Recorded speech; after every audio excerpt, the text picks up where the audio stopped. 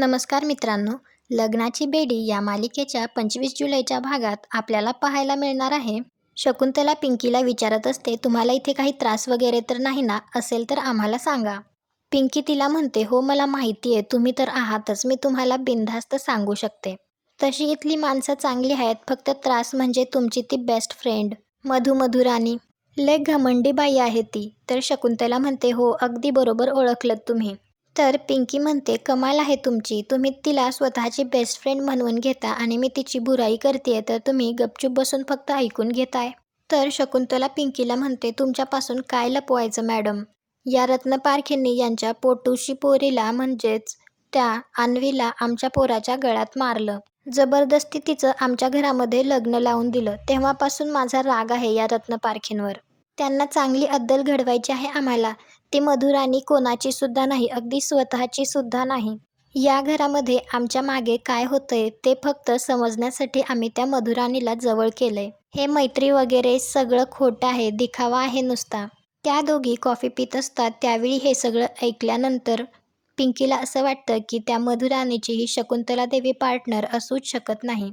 मग हिची पार्टनर कोण असेल याचा ती विचार करत असते. संध्याकाळी रुक्मिणी काकू बाहेर येऊन पाहते तर डायनिंग टेबलवरती सगळा पसारा तसाच असतो.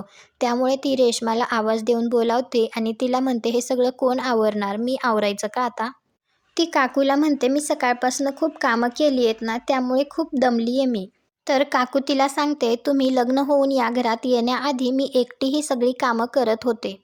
त्याशिवाय पेढीसुद्धा सांभाळत होते. त्यामुळे तू मला अक्कल शिकवू नकोस. रेश्माचं म्हणणं असतं, प्रत्येकाची काम करण्याची कॅपॅसिटी ही वेगळी असू शकते. तुम्ही फक्त आजचा दिवस राणी वहिनींना सांगा ना प्लीज. काकू तिला म्हणते, तिच्या हातामुळे डॉक्टरांनी तिला आराम करायला सांगितलं, हे तुला माहीत नाहीये का? आणि जेव्हा ती बरी असते ना तेव्हा ती सगळी कामं करते आणि सकाळीसुद्धा सगळा नाश्ता तिनेच केला होता. रेश्मा काकूला विचारते, तुम्हाला राणी वहिनी सोडल्या तर दुसरी कुठली सून चांगली वाटते हो? तुम्हाला सिंधू आवडत नाही, मी आवडत नाही, तरी नशीब ती कृष्णा लग्न व्हायच्या आधीच हे घर सोडून निघून गेली. तुमच्यासाठी फक्त राणी वहिनी आदर्श सून आहेत. रुक्मिणी काकू म्हणते, हो राणी आहेच गुणाची आणि तिचा सध्या या घराशी काहीही संबंध नसताना सुद्धा ती सगळ्यांसाठी सगळं करते. घरातल्या सगळ्यांची काळजी घेते. तुला ना काम जमत ना नातं टिकवता येतं. आणि ती रेश्माला खडसावून सांगत असते, तू जोपर्यंत या घरची सून होतीस तोपर्यंत मी तुझे सगळे नखरे सहन केलेत. पण आता तू या घरची सून नाहीयेस. त्यामुळे या घरात राहायचं असेल तर शिस्तीत राहायचं. आणि ती रेश्माकडे बघतच म्हणते, माझ्या रिषभला तू चांगली बायको का नाही दिलीस विनायका? असं म्हणतच काकू तेथून निघून जाते. पिंकी लपून हे सगळं ऐकत असते. त्यावेळी पिंकी मनात विचार करते, रेश्मा बरोबर बोलतीये. या रुक्मिणीताईंना मधुराणीचा जरा जास्तच पुळका आहे. रुक्मिणी काकू मधूची खूप बाजू घेतात त्यामुळे पिंकीला असं वाटायला लागतं की या रुक्मिणीताई तर त्या मधुराणीच्या पार्टनर नसतील ना. रिषभ गडचिरोलीमध्ये असतो. तो राघवला फोन करून सांगतो, इकडे तर गोदामावशी आणि कृष्णाला कोणीच ओळखत नाही. इनफॅक्ट इथे कोणी त्यांना पाहिलंसुद्धा नाहीये. राघव त्याला विचारतो, तू व्यवस्थित विचारपूस केलीस ना? तर रिषभ म्हणतो, हो, पण इथे कोणीच त्यांना ओळखत नाही. राघवला मात्र कळत नाही की हे कसं शक्य आहे. तो रिषभला म्हणतो की मी तुला सांगतो इथून पुढे काय करायचं आहे, तू मनानं काही करू नको. कोणत्याही प्रकारचा क्लू मिळाला असे तुला वाटत असेल तर तू लगेच मला अपडेट कर. ते दोघे फोन ठेवतात.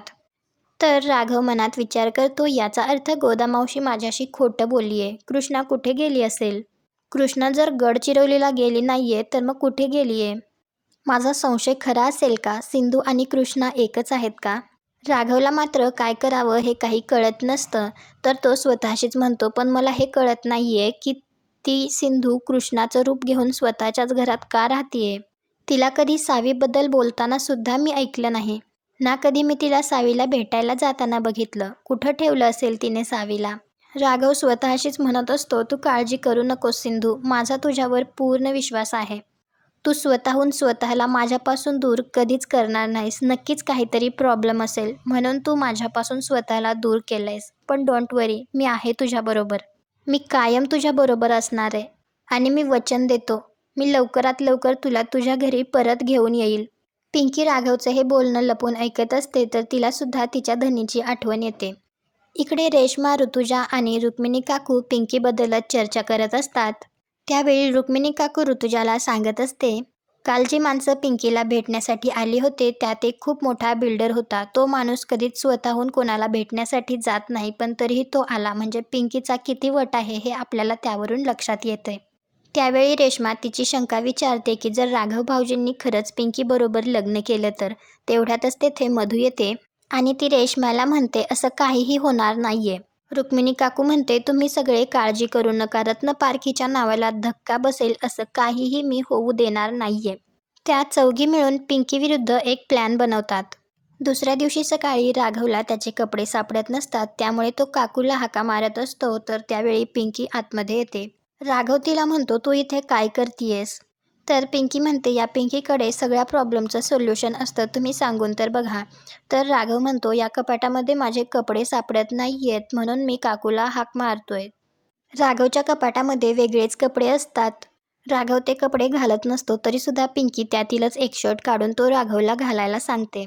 तुम्ही ते लाईट शेडचे शर्ट घातल्यानंतर एकदम सॅड दिसता आणि आता तर तुम्ही आमदार पिंकीचे होणारे धनी आहात, त्यामुळे तुम्हाला कसं रुबाबदार दिसायला पाहिजे.